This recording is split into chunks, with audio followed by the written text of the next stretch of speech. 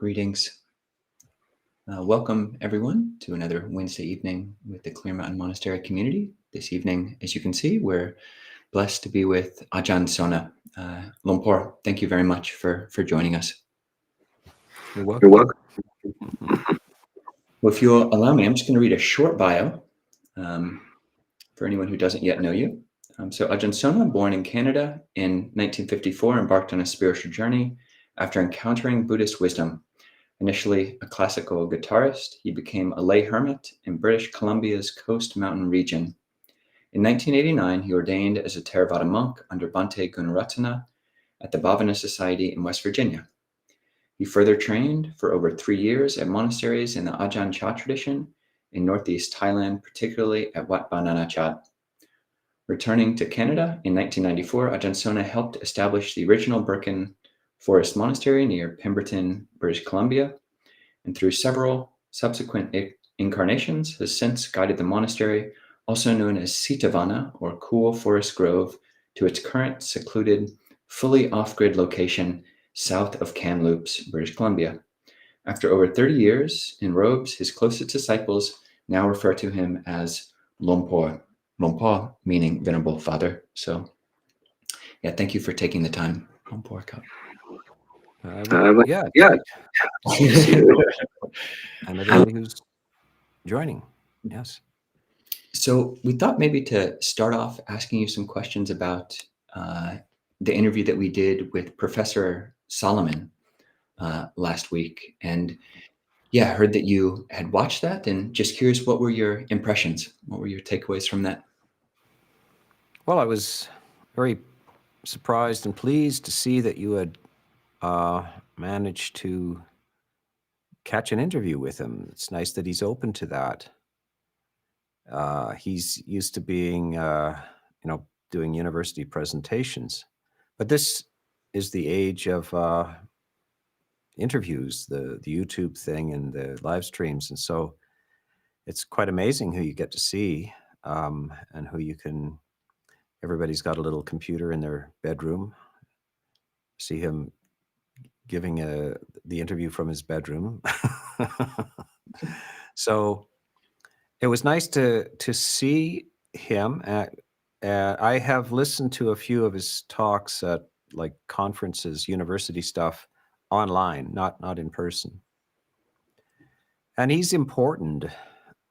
When you read any historical books about the history of Buddhism in the Gandhāra region, and histories of Buddhism in India as well in the early days, the footnotes always lead to Richard Solomon. And so he's done some great work. Now he's retired, I believe.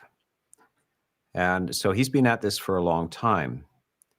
And he is the one who was one of the primary people dealing with these very intriguing birch bark scrolls that had shown up and had hands-on experience with them. I noticed that he was very disappointed in whoever it was that unrolled those things brutally and destructively without consideration. It's a good thing we didn't lose it. It has a parallel with the Dead Sea Scrolls. Some of these same things. I don't know whether you remember this. The scrolls were found by a shepherd boy in a vase, and the Dead Sea Scrolls and so forth. He brought them home and didn't understand the value of them, and his mother was starting fires with them because it's nice and dry, this papyrus, And then he brought one to a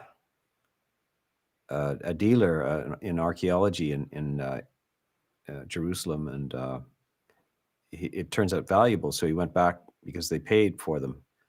So I think he got about $50 for the whole works, but it's kind of earth-shattering kind of different depiction of Christianity.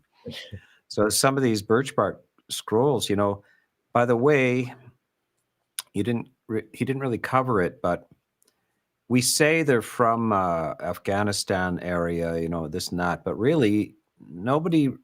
These showed up not at the archaeology sites.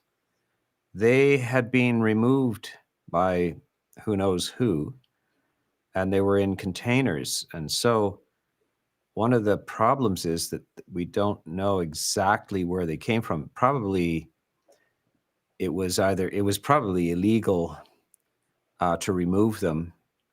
But, these countries like Afghanistan and Egypt as well, of course, all these treasures are being removed from their spots. And the government is half wants it to be removed and half wants to preserve it. And there's a whole world of people who think you shouldn't remove these things from their resting place or that country. However, Afghanistan is not a Buddhist country, and it would be a shame if they were neglected or destroyed. So they do. Of course, the British Museum, where they ended up, is often blamed for having a whole bunch of stolen items from every place in the world. So that's the history, and it's unfortunate. There's a lot of places that are still to be explored, and scrolls, more scrolls that could come up and could be from an earlier period. One thing that, as I was reading his texts and what he mentioned again, now he's very careful. First of all, professional historians, usually, not always, because I read quite a few different authors on this, and some of them are quite careless. Some of them have agendas, but he's very careful. He's very careful, and he proposes a theory that these birch bark scrolls were put in these casks. Something as more or less like monks, the relics of monks are buried. These are kind of substitute reliquaries for as even is done now, little particles of bone and so forth that are left over from famous monks. He's not certain. He's very careful in his expression of this. He says that he thinks that they put these in as merit offerings, and or kind of time capsules for the future as well. So that's another possible motive. As we do to this day, we send things into outer space. We send off Bach and Einstein's equations and Mozart into outer space, and for the alien appreciation that we're an advanced civilization. So who knows what the motive are, but from a Buddhist point of view, and you've been around this culture as well, it's not a surprise in any way to anybody who's been in the robes for a while. There's all kinds of burying relics and interring elements of monks, and even if some famous monk shaves his head on the full moon, those hairs are collected and distributed, and they end up in sort of clay discs and so forth. So it's not surprising at all. The motive for that is not surprising, but it's interesting that he does propose a theory, and that theory has to be his. It's an original theory. I don't think he's not really an archaeologist. He's a historian, and he's a specialist in the language and the script and that kind of study. but of course he would cooperate with archaeology as well. And but yeah, what I notice in with him particularly is he's very careful and cautious, not making any claims.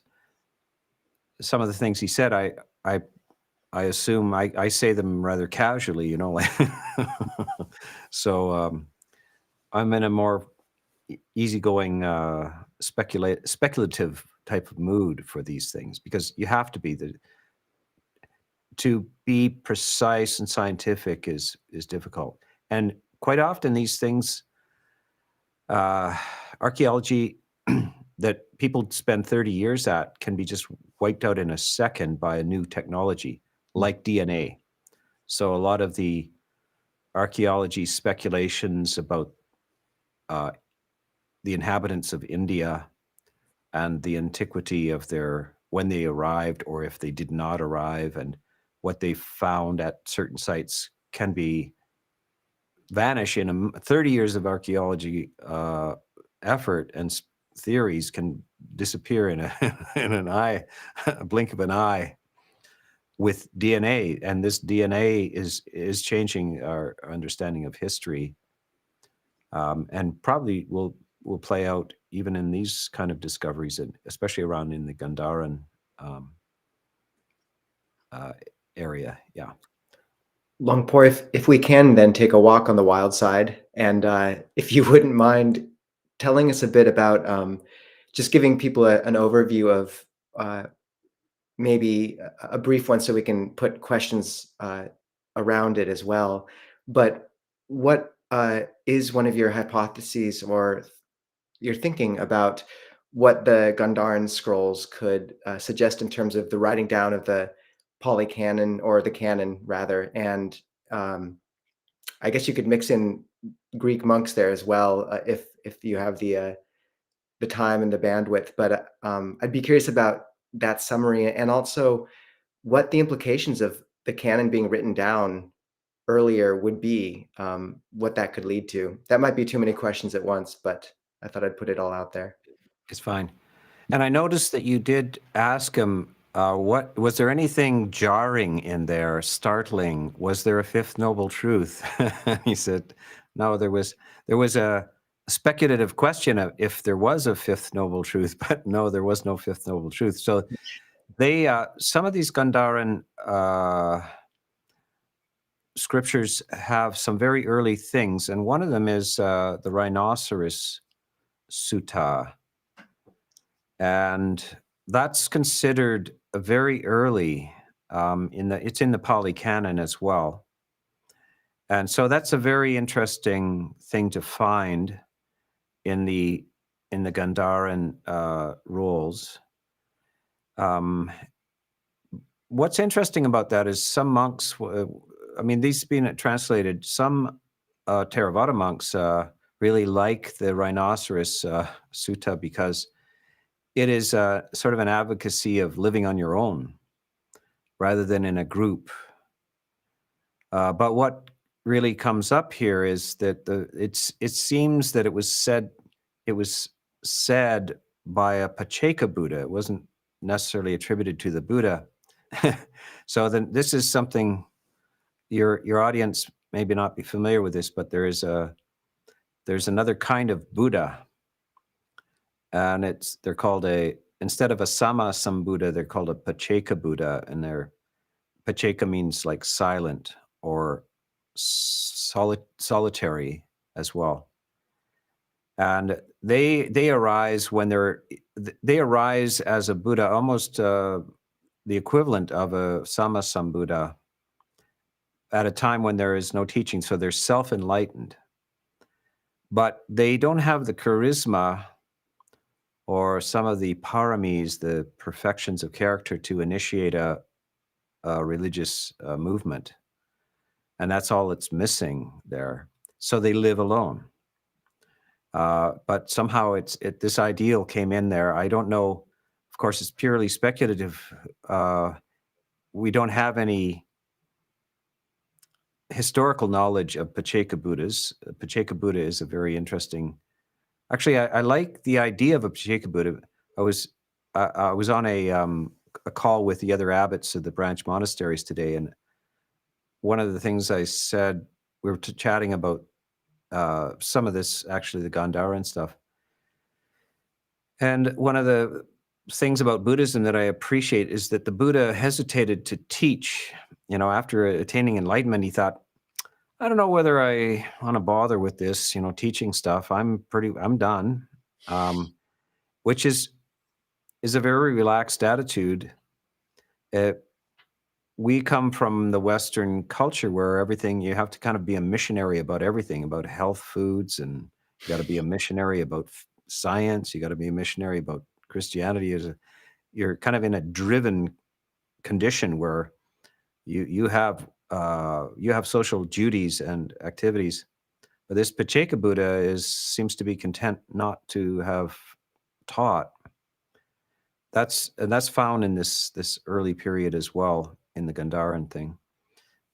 Writing itself is the main thing. This changes everything. And the effect of Greek thinking, the presence of Greek attitudes on Buddhism. And this is where we see it. So when we look at the various schools of Buddhism, they quite often have their collection of the suttas is very similar. And the collection of the Vinaya is very similar. Where the differences is in the Abhidhamma. And so what you see is that they feel free to have a manifesto representing their school. And this is where you see the play of more or less analytical types of thinking. And the analytical types of thinking tend to be very similar to this Greek idea. And if we didn't know that there were any Greeks around, we would think, wow, what a coincidence. But it's not a coincidence. There were Greeks around, and the Greeks were in the Romes, and they were very interested in this. And they just naturally fell into this analytical mode, and the analytical mode they know is reductionism and atomism. So they're reducing things down to their atomic parts, and they continue to push this. So this is also what Thomas Machiavelli is certain of, is that so this is influence on the Mahayana developments. The Mahayana developments. The schools, the Theravada schools and the Mahayana schools are competitive. Particularly the Mahayana, they're striking off in a different direction, and they're looking for some superiority there. You can see it in the sutras. They're the ones that come up with the name for the early Buddhists, and of the Pali Canon is called Hinayana, the lesser vehicle. They're the lesser vehicle. They also are the ones who came up with their own title, the Mahayana, the grand vehicle, the great vehicle. This is self-titled. Like there's nothing of this in the Pali Canon. There is no lesser vehicle and there is no Mahayana. This is their own label. So one way to win the debate, and there are many debates, remember that they are debating, and it seemed to be a legitimate thing. And these debates could be very serious. If you lost a debate that a king had sponsored, it's possible to lose your life. And so you really needed to prepare for these things. And some of the pushing the kind of logical reductionism that you find in the Abhidhamma, and it grows into some of the philosophies of emptiness, like this emphasis on emptiness, that all the phenomena are empty of substance. where we start in the Pali Canon with primarily that the absence of a self, not that the khandas are examined as not being worthy of something that has permanence. And the theory of the self that was floating around at the time was that this self had to be it had to take up space, and it had to persist in time in order not to be mortal, right? So the Buddha is actually saying there's nothing that you can find. So certainly in the five khandas, there's nothing that corresponds to that. All of the five khandas are changing all the time. So this could not be the self. And at the end, he makes a startling statement that you cannot find the self. You cannot find this permanent entity. As this philosophical point is, people thinking about it, especially logical thinkers, and the Greeks did this as well with atoms. They kept going down until you couldn't find something that stuff must be made of something, and they came up with this atom. This continued in the Abhidhamma, so it came up with basically everything that is compounded is made of parts. So therefore, the bottom of this is something called dhammas. There's no substance to them; they're just dhammas. So this becomes like a way of influenced by Greek type analytical thinking. We don't necessarily have names of the people who came up with this, but some of the Greek thinkers are Abhidhamma scholars. So this influences the divisions in the schools, and some of the schools, of course, die out. They are left behind. Writing happens, and what are called the points of controversy, which are recorded in the Abhidhamma as well, are recorded about these differences in the schools, I think there's evidence that the whole idea of debate structures can be also borrowed from the Greeks, the Greek debate tradition, and they have a more relaxed tradition. You have a convivial discussion, these Socratic dialogues and Plato's dialogues and so forth. You're interested in finding the truth. It's not combat. It's not insults. It's an examination of these things, and that's influencing some of these debates that end up in the Abhidhamma as well. So this is all kind of interesting. By the way, this period that we're living in, and this maybe will go ahead into this modern time that we're living in, is a golden age of Buddhist rediscoveries. This stuff is all, the books that you read on this stuff are written within the last 20 years. And they're just discovering, they're still pulling out manuscripts and birch bark, and they're able to, with new technology, to open these things or see into these things without damaging them. And you have this DNA structures that are telling you where, connected with cosmology, ideas, where ideas are coming from. And so this is a golden age that we're in, and we're right on the cutting edge of this. It's very, very interesting. We've never been able to access these things like we are now. Yeah, very curious about this, just in shifting from this historical perspective and how we interpret text. You mentioned, that some scholars and many scholars actually have a certain agenda, and sometimes it's blatant and sometimes it's not so obvious. But I'm curious, in the world of like textual analysis, the word having an agenda, that's what you don't do. That's the taboo. You don't do that. But I'm curious, just from like a Dhammic perspective, both in terms of reading Buddhist texts, whether it's Theravada or Mahayana, or in reading, modern scientific studies or anything else. would you recommend, is there any agenda that might actually be a helpful agenda for a Dhamma practitioner in studying the Dhamma, or study outside of the Dhamma? Yeah, I think that you might damage the value of Buddhism if you start with a university course. It's really, it's a therapy.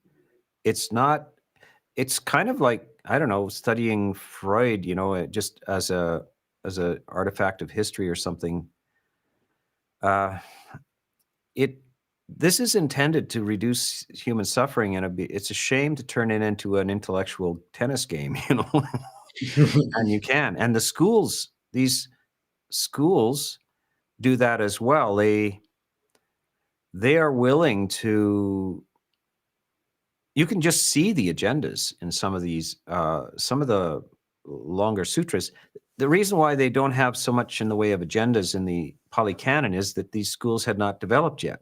So you don't see some of these, but you do see Brahmin debates with the Brahmins, and they have an agenda. They're determined to go there and show the Buddha that they'll defeat him, and he can't stand up to them in argument and so forth.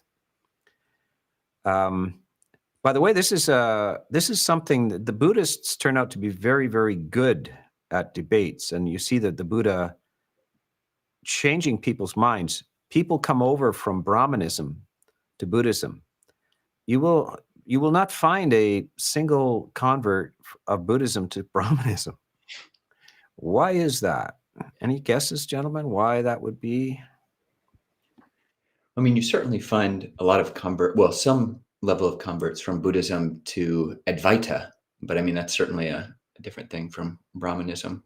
But to Brahmanism. Advaita is actually it's the side effect of Buddhism, is really what it is. Advaita doesn't exist before Buddhism. Are you referencing the fact that development of Vedanta? What? Are you referencing the fact that the monks were the ones articulating these suttas, and so of course there's only conversions one way? Because Brahmins, you got to be born a Brahmin.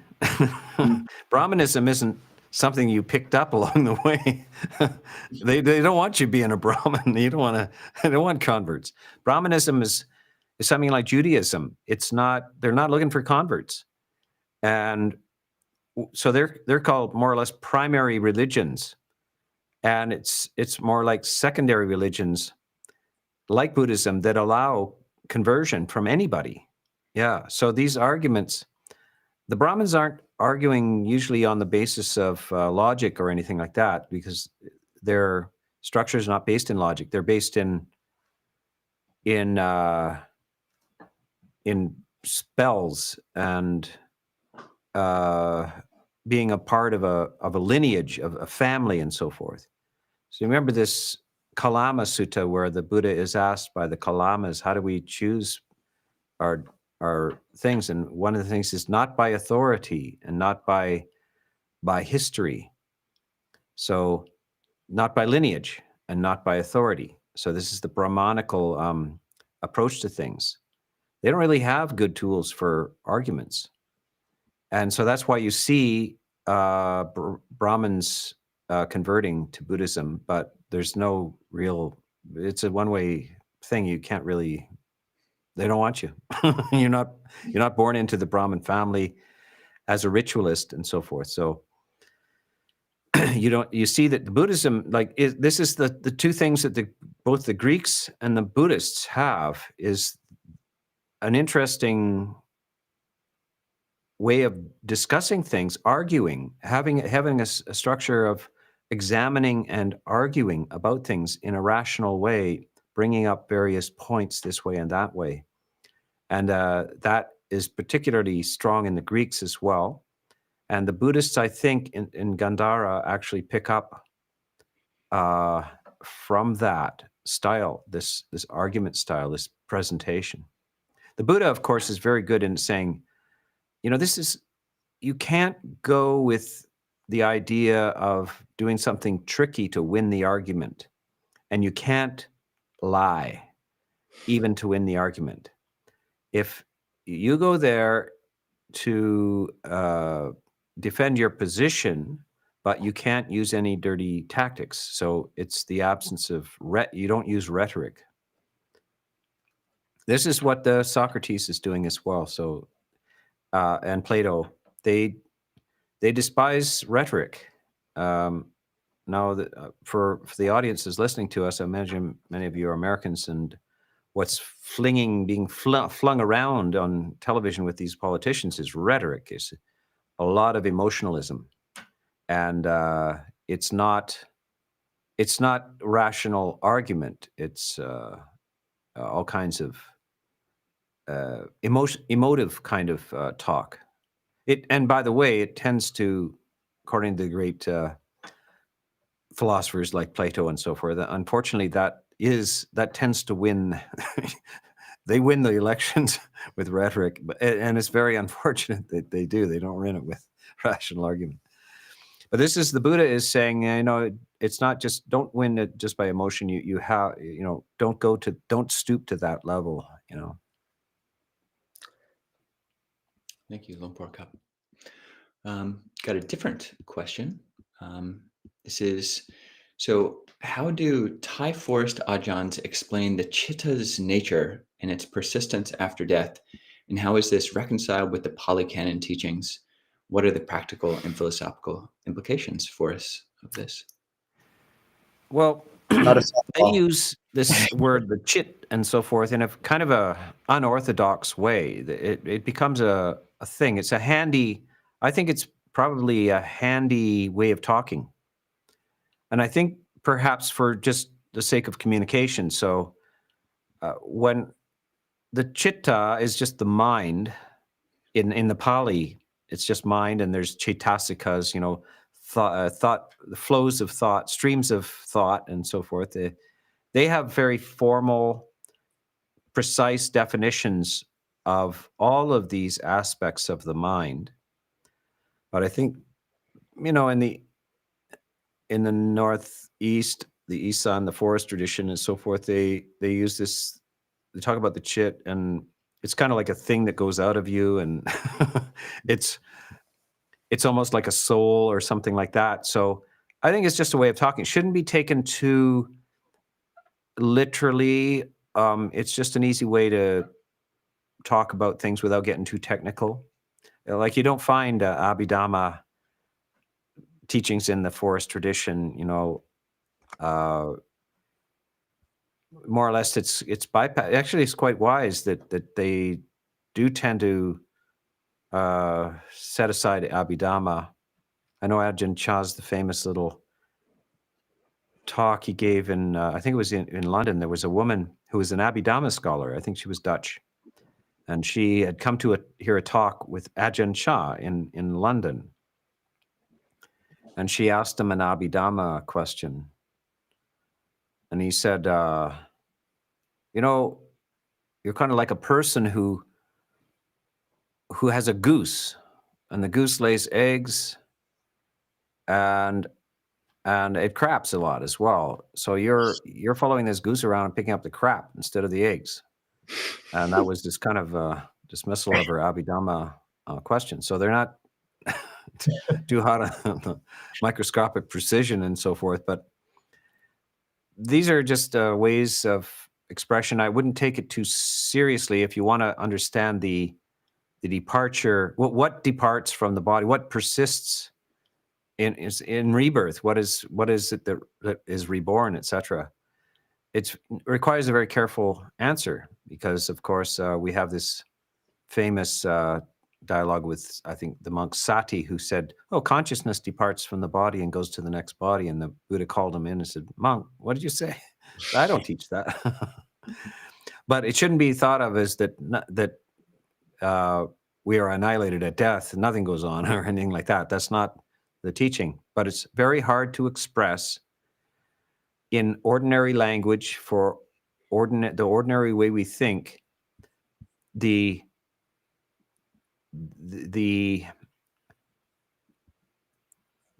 flow, a flowing dynamic world where everything is flowing rather than things moving. So all that we are, all the khandas are flowing, they're rivers, and they're not things. But when we talk in ordinary casual language, we talk about things. We talk about nouns, but everything's a verb. So when we talk about what goes on, there are very precise descriptions in the Abhidhamma about how this happens. The last moment of this life is the conditioning factor for the first moment of the next life. There isn't and there's nothing between them. There's no antara bhava. There's no existence between these two thought moments. So we're left with that, but that might be very hard to grasp on a casual basis in a Dhamma talk. They're talking about the chit goes on, etc. So we want to take it too literally, or that it's too precise in language. Thank you, Longpor. We will have to jump onto Zoom soon, but just wanted to read a few more comments and questions while we have a few minutes. Robin says, I so appreciate this talk. The explanations are clearing up some confusions and questions I've carried. Sam says, peace to you, oh great internet monks. Okay. Edge, this is amazing, isn't it? It's the golden age of internet monks. Thank you. And it might be a good YouTube title. We have another question where the Gandharan period and its Greek influence intrigue me for many reasons. Among these is the portrayal of the Buddha. Wasn't this the first portrayal of the Buddha from this period? Yes. All the Buddha images before about the 1st century BC, 2nd century BC, it was simply icons. What was allowed during the time of the Buddha was the wheel. The Dhammacakka was allowed to be put on the gate of a monastery, specifically. Nothing else was. His footprint and an empty chair were the expressions after his death. The empty throne, the empty Dhamma throne, and his footprints, and the wheel. And so these are just symbols, but no representation, physical representation. But you see the statuary from the Greeks is very, very common. Persians also had statuary, but they weren't as refined as the Greeks. So and the Gandhāra region is where the Greeks were. And so it wasn't very long before they decided to portray the Buddha as in marble and in stone and all kinds of symbols. And you see some fantastic things. You see a carving of the Buddha sitting there with Hercules standing beside him, guarding him with a club. The Greeks have got Hercules working into the Buddhist structure. They have some of the Greek gods are involved. In fact, so this is one of the things, like, did the Greeks develop the idea of the bodhisattvas? And did they develop the bodhisattvas out of these heroes, these Greek heroes? And that become part of the Mahayana. And then you get these cosmic Buddhas. There's a number of thinkers who think that's the cause, that the Greeks that were transferring this idea that they had, the heroes and their gods and so forth, transformed into these bodhisattvas and proliferate in the Mahayana tradition. So yeah, all the statuary and the art and so forth and the writing have Greek influences, it appears, yes. Thank you, Longpor. I think we have time for one more, and I think this is a perfect ending question, actually. Almost all the teaching seems quite logical, but what is the limit of this way of thinking when considering nibbana or awakening?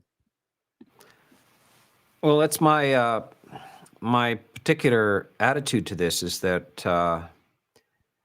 one should present all the descriptions of nibbana. Well, first of all, there's two types of nibbana. There's the nibbana attained by the arahant while alive, and then there's parinibbana, what happens after death. These should not be. We should not try too hard to get this. You'll see this endless arguments. It's a Buddhist tradition. Some say, well, it's obviously there's 5 khandhas, they perish and then there's nothing. Or, well, that can't be because nibbana is the deathless, and it's neither beginning nor ending, etc. And there's some similes for what happens to consciousness, etc. But when you look at the words, you shouldn't try to look at them mystically. You should look at them logically. This language is for people who are not enlightened. I guess arahants don't need to have it explained to them, but everybody else does. And what happens is that when you present any of these things, that there's no self, the khandhas dissolve, and then is consciousness included in the khandhas, etc. When you present this to somebody just logically, a 4th-year logic student, analytical logic student at Oxford, they say, well, that doesn't, you're not expressing anything. Language fails here. So when we try to push it, this is the problem. And the Buddha says this again and again. It's beyond language. It's too subtle. It's very subtle. Don't bother. It really is inexpressible. However, get back to your practice and just continue that way.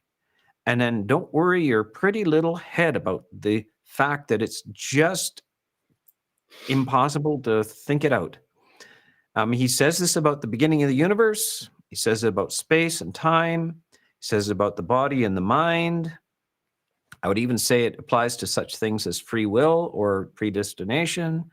There's things that you really don't have time to chew on too much, that it doesn't allow itself to be quite expressed in logic. And so feel free to just not worry about it and come back to the practice and get the benefits of this. Yeah. Longpor, that was a great answer, and we will try not to worry our pretty little heads about these things. So Our shiny little heads. we just shake them. Yeah. Longpor, we want to move on to Zoom now, and for those who are interested in joining for a more intimate conversation, I'm posting the link into the chat. You can, as with every Wednesday, join for a continued discussion on Zoom. But just to say, Longpor, your mentorship, your guidance, your care have just been such a boon to this whole project, and we're so appreciative of you joining us. And please come visit us in Seattle. It's warmer here, so. Very good. Yeah, I'm happy to have conversations with you, Venerables, and I will see you on the other side. Who knows how this works? It's beyond logic, but apparently we're going to appear on Zoom next. Okay, see you then.